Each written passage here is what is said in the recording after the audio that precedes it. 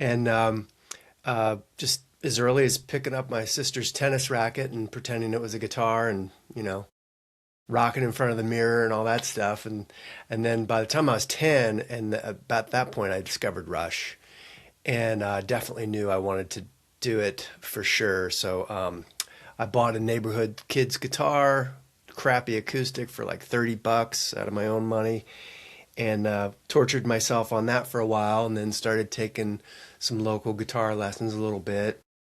And yeah, by the time I was 11, I was dragged a neighborhood kid who had a drum set into pretending to play 2112 by Rush. I'm sure we made a mess of it, but it was just fun to do it. And so, yeah, I mean, I'd say for sure by 10 or 11, it was like I was a lifer. I was hooked. That was it.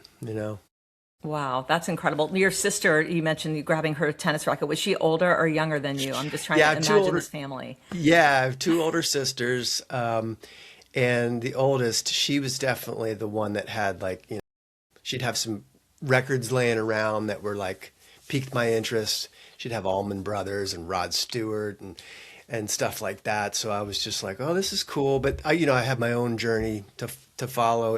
And for sure, Rush that was my gateway, towards this where I am even now. They were definitely the ones, many others along the way, but they were the ones that really just sort of like set the hook deep, you know.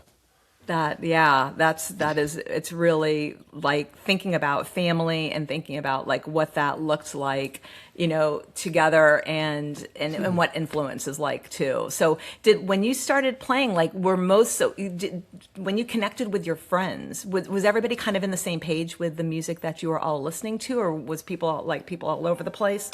I'm so sorry. No, you're cool.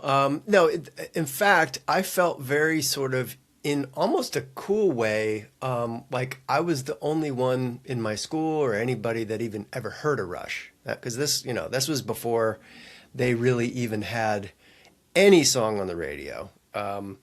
So it was completely the cult following type of situation with that band. No one even, I'd ask people, I'd say, Rush, right? And they're like, no. Never heard of them. And at first it was frustrating. I'm sure a lot of fans will tell this same story back in the day, but it was frustrating. But then it was actually kind of like, well, they're kind of like my secret band then. I kind of like cherished that. I was kind of thought it was kind of cool. No one ever heard of them. It's like, all right, well, they're kind of like mine, quote unquote. And then of course, then, they had Spirit of Radio on the radio, and then they had Tom Sawyer, and then Subdivisions, and then they became well known, and it actually kind of like, in a way, sort of spoiled it a little bit. It's like, oh, the secret's out. I totally get that. Yeah. Absolutely. Absolutely. When you were learning to play, were you taking lessons or were you self-taught? Well, it's a little bit of both. I did technically take from one guitar teacher briefly, and then I went to another one, and then that got me into. I wanted to study classical guitar, and he had some classical guitar training.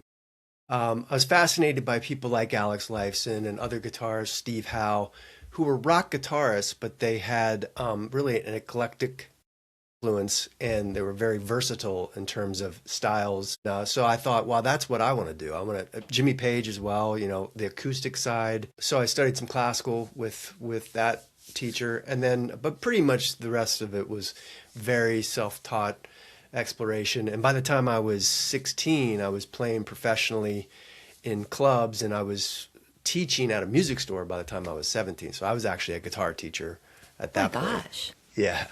That's amazing. Yes, That on the is fast just, track.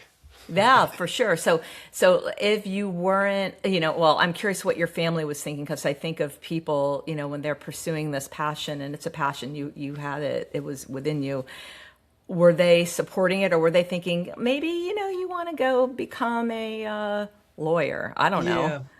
Yeah, I mean, for sure. And as any parent will tell you, and even a kid when they get older, they realize that's they saw it as like that's not really a realistic thought. But I just didn't care. I knew it was really never even crossed my mind to do anything else. I didn't, never, even now, I don't think of anything else. So that was just singular focus. And, but yeah, for sure, you have family members that either they're just kind of going, well, maybe he'll snap out of it, or let's focus on something that's a real job, quote unquote. And, sorry, it never happened. And thank goodness.